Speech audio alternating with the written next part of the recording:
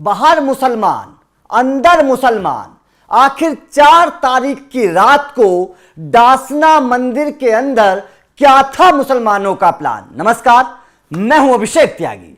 डासना मंदिर का मुद्दा इस वक्त गर्म है क्योंकि आपको पता है कि 4 तारीख की रात को किस तरीके से एक भीड़ मंदिर की तरफ चलती है, मंदिर की तरफ कूच करती है। और अगर वक्त रहते गाजियाबाद पुलिस सख्त एक्शन ना लेती तो शायद मंदिर की एक एक ईंट बिखर चुकी होती। शायद इस मंदिर की जो तस्वीर आप देख रहे हैं, यह मंदिर इस तरीके से आपको नजर नहीं आता। शायद इस मंदिर की एक एक मूर्ति खंडित हो जाती। शायद इस मंदिर की जो आस्था थी वो छलनी छलनी हो जाती और यह मंदिर एक तरीके से पूरी तरीके से खंडर हो जाता। क्योंकि खबर है कि करीब 10,000 लोगों की भीड़ एक मैसेज पर इकट्ठी हो जाती है और डासना मंदिर की तरफ कूच कर देती है। और उनका प्लान क्या था, जब यह बात आप सुनेंगे तो जाहिर तौर पर आपके पैरों के नीचे से जमीन खिसक जाएगी। क्योंकि मैं आप लोगों को आज वो सच बताने वाला हूं जो खबर आपने शायद नहीं सुनी होगी। वो अंदर की बात बताने वाला हूं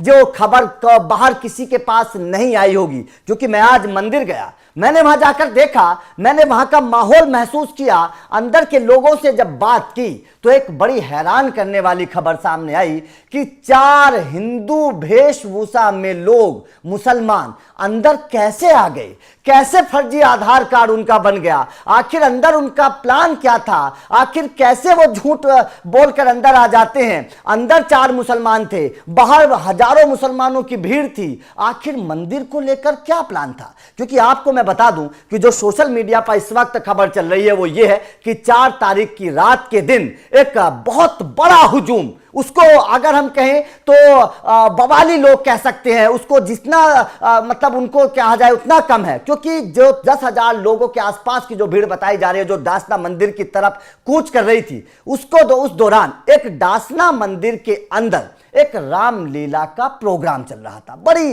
दिलचस्प कहानियां, आपको ये खबर जरूर जाननी चाहिए। इससे आपको एहसास हो जाएगा कि आखिर हमारे देश का सिस्टम कैसा है। इससे आपको पता चल जाएगा कि हमारे देश के सिस्टम में कितनी खामियां हैं। जिस वक्त ये पूरा बवाल चल रहा था उस वक्त सड़क के बाहर बवाल था और सड़क के अंदर मंदिर के अंदर एक रामलीला का मंचन हो रहा था। अब जाहिर तौर पर रामलीला का मंचन है तो आप लोगों के जहन में सवाल जरूर आएगा और ये आप लोग जानने भी चाहते हैं कि रामलीला का मंचन है तो जाहिर तौर पर राम का किरदार होता है, लक्ष्मण का किरदार होता है, सीता का किरदार होता है, रावण का किरदार होता है। इन तमाम किरदारों को करने वाला एक ऐसा इंसान होना चाहिए जिसको हिंदू धर्म की समझ हो, जिसे इन किरदारों की इज्जत करनी आती हो, जो इन किरदारों को भली भांति समझता हो। और जाहिर तौर पर आपके जहन में बात आएगी कि वो तमाम लोग हिंदू होंगे। लेकिन आप शायद नहीं जानते होंगे कि जो रामलीला का मंचन में जो कार्यक्रम में शामिल थे उनमें से 4 लोग मुस्लिम थे।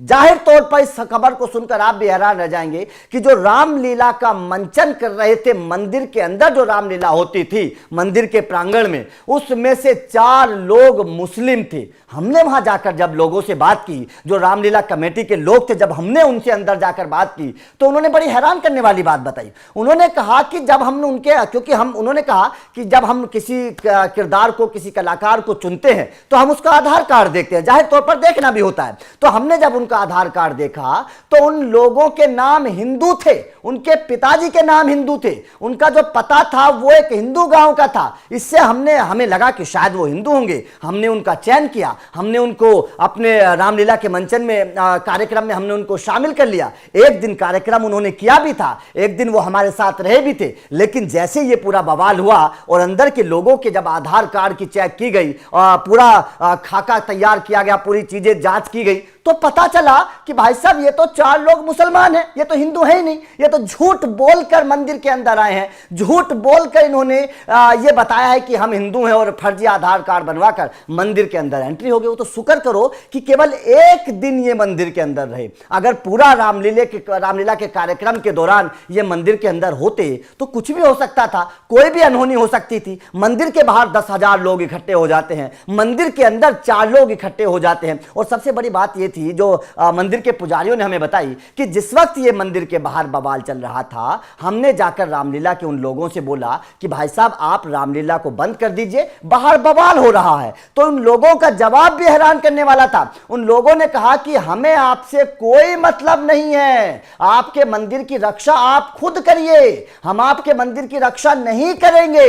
अब जाहिर तौर पर जो आदमी, जो इंसान, जो कलाकार राम का किरदार निभा रहा है, जो कलाकार लक्ष्मण का किरदार निभा रहा है, और वो कलाकार ये बोल रहा है कि मंदिर की रक्षा आप लोग करिए, हम लोग मंदिर की रक्षा नहीं करेंगे, क्या वो हिंदू होने लायक है? क्या उसके ऊपर शक नहीं होगा? जब इन लोगों पर शक हुआ तो जाहिर तौर पर वहां पर बड़ा है, मतलब हर किसी के पैर फूल गए, हर किसी के पैरों के नीचे से जमीन निकल गई कि भाई साहब ये क्या हुआ, आखिर हमारी आंख को ऐसा धोखा क्यों, कैसे लग गया, फर्जी आधार कार्ड के जरिए लोग अंदर कैसे आ गए। जाहिर तौर पर ये जो खबर है सिस्टम के ऊपर सवाल खड़े करती है। सवाल इसलिए खड़े करती है कि ये तो एक मंदिर का मामला था, फर्जी आधार कार्ड बनवाकर ये लोग कहीं भी जा सकते हैं, कुछ भी बवाल कर सकते हैं, किसी को भी नुकसान पहुंचा सकते हैं। तो जाहिर तौर पर ये शुक्र ये है कि ये जल्दी से जल्दी मामला सामने आ गया। लेकिन मंदिर के अंदर का जो ये मामला सामने आया है कि फर्जी आधार कार्ड बनवाकर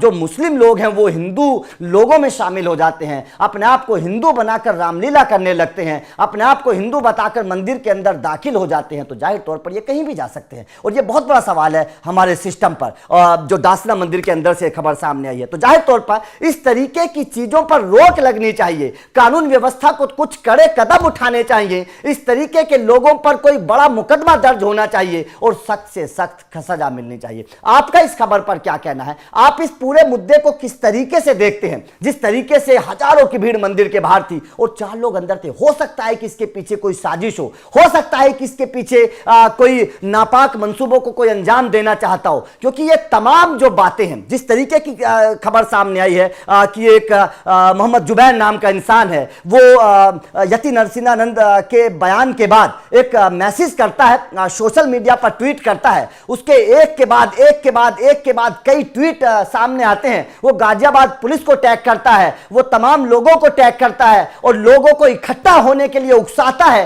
कहता है कि मुसलमानों आप घर से बाहर निकलो। ऐसे लोगों को पर कोई कार्रवाई नहीं होती, ऐसे लोगों पर को पुलिस नहीं पकड़ती। यति नरसिंहानंद पिछले 3 दिन से लापता है, कहां है पुलिस बता नहीं रही है। उनके चाहने वाले, उनके भक्तजन उनको तलाश कर रहे हैं, पुलिस के पास धरना दे रहे हैं, वहां पर हजारों की संख्या में लोग पहुंच रहे हैं कि हमारे दर्शन करवा दीजिए, लेकिन पुलिस यति नरसिंहानंद को नहीं बता रही है। और जबकि जो जहरीला जुबैर है उसके बारे में कोई बात नहीं करता, उसको गिरफ्तार नहीं किया जाता। तो जाहिर तौर पर सिस्टम पर सवाल है। आपका पूरी इस खबर पर क्या कहना है कमेंट करके बताइएगा। आप इस सिस्टम को किस तरीके से देखते हैं ये बताइएगा। क्या आपको भी लगता है कि वास्तव में हिंदू धर्म को लगातार टारगेट किया जा रहा है, हिंदू धर्म के लोगों को सॉफ्ट टारगेट बनाया जा रहा है, हिंदू धर्म पर जो आता है वो बोलकर चला जाता है, हमारे प्रसाद में कभी मिलावट कर दी जाती है, हमारे धर्म पर जो फिल्में बनती हैं उनमें गलत भाषा का इस्तेमाल कर दिया जाता है। क्या आपको लगता है कि वास्तव में हिंदू इस वक्त अत्याचार को सह रहा है? कमेंट करके अपनी राय जरूर दीजिएगा। वीडियो अच्छी लगी हो तो लाइक और शेयर जरूर करिएगा, चैनल को सब्सक्राइब करिएगा।